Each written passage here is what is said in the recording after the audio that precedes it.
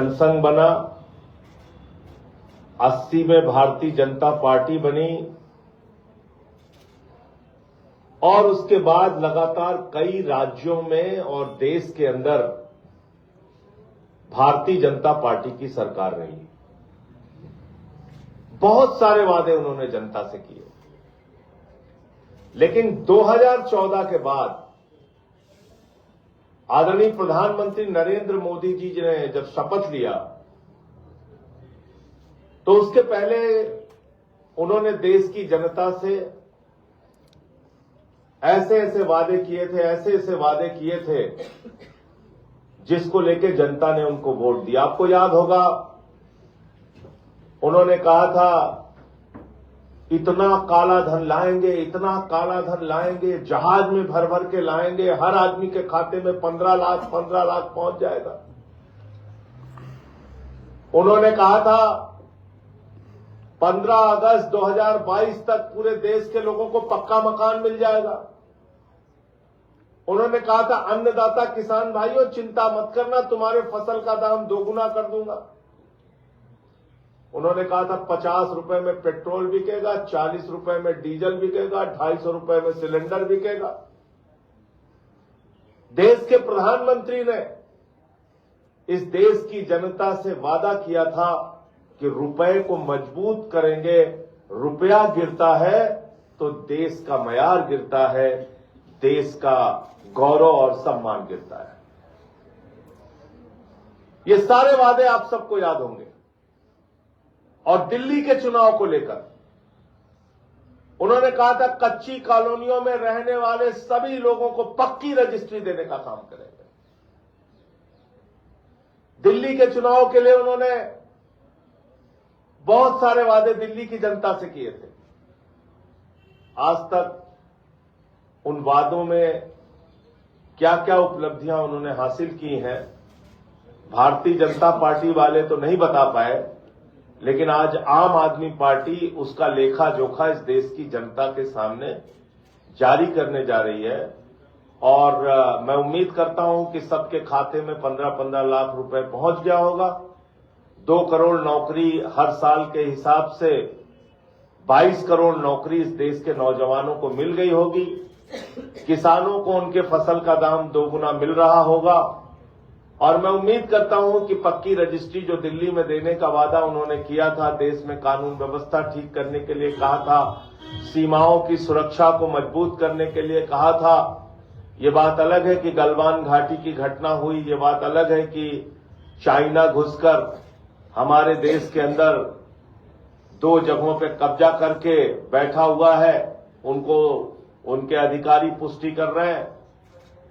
ये तमाम बातें हैं, लेकिन इस बीच एक आज किताब जारी करके भारतीय जनता पार्टी की क्या उपलब्धियां रही हैं, बीजेपी वाले तो ये बताने को तैयार नहीं है, लेकिन हम लोग इसके बारे में आज एक किताब जारी कर रहे हैं और इसको आप लोग जन जन तक पहुंचाइए। और मैं देश की जनता से भी कहना चाहता हूं कि इस किताब को जरूर पढ़िएगा।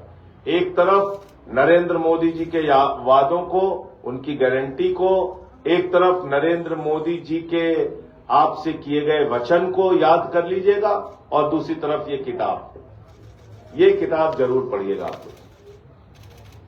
इसमें सब लिखा हुआ है, 15 लाख रुपए आपके खाते में पहुंच रहे हैं कि नहीं पहुंच रहे हैं। इसमें लिखा हुआ पक्का मकान 15 अगस्त 2022 तक कितने लोगों को मिला, नहीं मिला। इसमें सारा कुछ लिखा हुआ है कि फसल का दाम दोगुना हो गया, पेट्रोल 40 रुपए का हो गया, 50 रुपए का पेट्रोल हो गया, 40 रुपए का डीजल हो गया, सब कुछ इसमें लिखा हुआ है।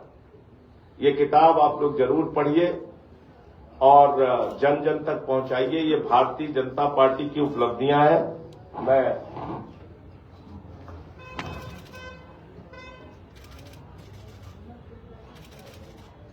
देखिए, पहला पन्ना खोलने पर ही इसमें देश के नौजवानों को कैसे नौकरियां दी गई, 2-2 करोड़ हर साल, उसके बारे में लिखा हुआ है। किस किस राज्य में 2-2 करोड़ नौकरी बांटी गई, ये पहले पन्ने में है। और दूसरे पन्ने में लिखा हुआ है कि हर खाते में 15-15 लाख पूरे देश के अंदर पहुंच गया है सबको। सारी जनता मौज मना रही है। 15-15 लाख हर खाते में पहुंचा है।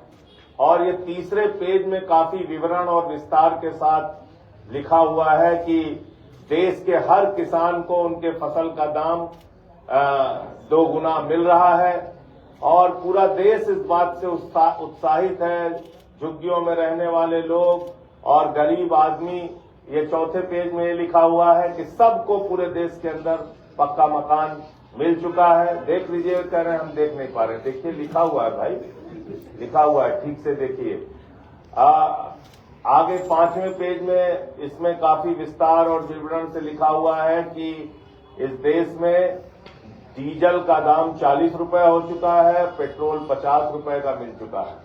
और जिस सिलेंडर को लेकर भारतीय जनता पार्टी की नेत्री और नेता सब प्रदर्शन करते थे, वो सिलेंडर 250 रुपए में पूरे देश के अंदर मिल रहा है। ये 6ठे पेज में आपको देखने को मिलेगा, काफी विस्तार से इसमें लिखा हुआ है।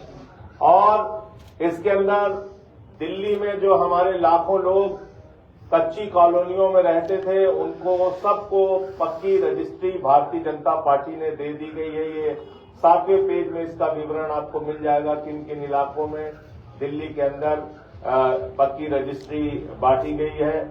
ये सारा कुछ आप लोग विस्तार से पढ़िए, जानिए हमारे सरकार के बारे में। और रुपया तो मोदी जी के समय में इतना मजबूत हुआ है, इतना मजबूत हुआ है, कैसे कैसे बेचारे दिन रात 18-18 घंटे काम करके उन्होंने रुपए को मजबूत किया है। ये आपको देखने को मिलेगा इस 8वें पेज के ऊपर, जिसमें पूरा विस्तार से मोदी जी की 18-18 घंटे की मेहनत का जिक्र किया गया है।